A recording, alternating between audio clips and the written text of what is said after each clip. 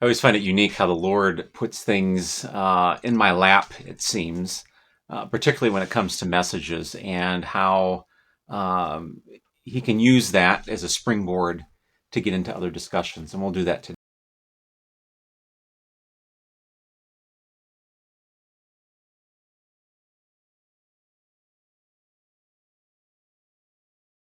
About Ruth and focusing really on there in chapter 1 about her surrender really unto the Lord with her life and essentially committing all that she had, her fate, her future, everything to the Lord, and saying essentially, use me as you will. I ran across an article today that applied directly to that, but got then into the idea of the things that we have. I would call them grace gifts, not just our spiritual gifts, but really our possessions, um, our strength, all of those things, stewarding them well, uh, and committing them really to the Lord's hands to be used, however, and to use us then, really, however. Sometimes as we enter into that conversation, though, um, we can end up with a little bit of doubt, wondering how the Lord will potentially use me, or we are striving for something better. I know when I was a younger pastor, um, initially starting out, there was a mentor I had, the pastor I grew up with, that the way he preached and how he could put things together so quickly and concisely really was very impactful on me, and I desired to be that. Uh, Not to the point where I was idol worship, but there was perhaps a discontentment with what I had. And so I ran across this article today, came into in fact, my email inbox, and thought it was so encouraging. I just wanted to read it to you today.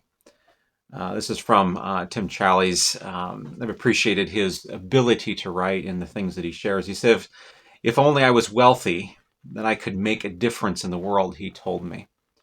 I want to be rich so I can better serve God's cause, so I can give even more to his work. But does it really take a lot of money to serve the Lord? In the New Testament, the character who stands out most for obedience and generosity is the one whose wealth was just 2 pennies. 2 pennies that she surrendered to the Lord. Oh, the people of extraordinary wealth faded into the background. The one whose legacy has survived is the most impoverished, for she proves that God loves to work out of our lack more than out of our abundance. If only I had the gift of this preacher or the skill of that author. If only I had their talents, then I could really be on mission for the Lord. He writes, I understand why you think that way, but hasn't the Lord often proven that he delights to display divine strength through human weakness? It was timid Gideon that the angel said, it was to him the angel said, God is with you, mighty man of valor. It was to stammering Moses that God gave the call to stand before Pharaoh. It was to eloquent Paul that he gave the call to be the church's foremost theologian. He magnifies himself more through those who are naturally weak than those who are naturally gifted and strong. If I was only more intelligent and had received a better education. We all sometimes wonder what we might have been if only our circumstances had been very different. We all sometimes wonder what potential lies undiscovered and untapped within. But God delights to use the weak and the simple. He saved Naaman through the words of a mere child and used a donkey to redirect Balaam. Then, of course, he called ordinary men to be his apostles, mere fishermen and laborers. Yet these men turned the world upside down, not through their raw talent or towering intellect, but through their obedience and zeal.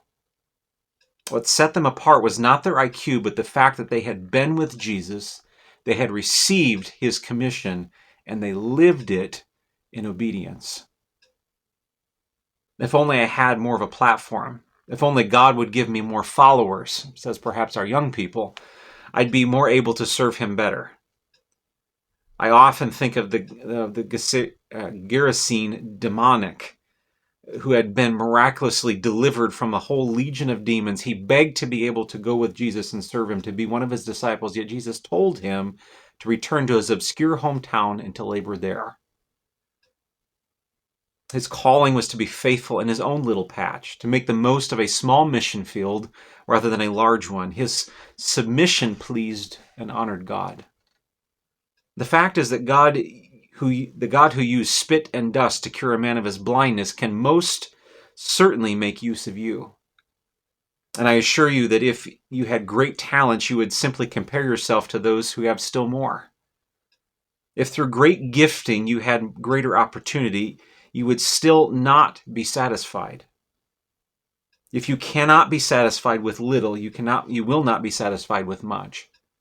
The man who climbs Kilimanjaro immediately becomes envious of the man who has scaled Everest, and the man who has scaled Everest immediately becomes dissatisfied that there is not some higher mountain to climb.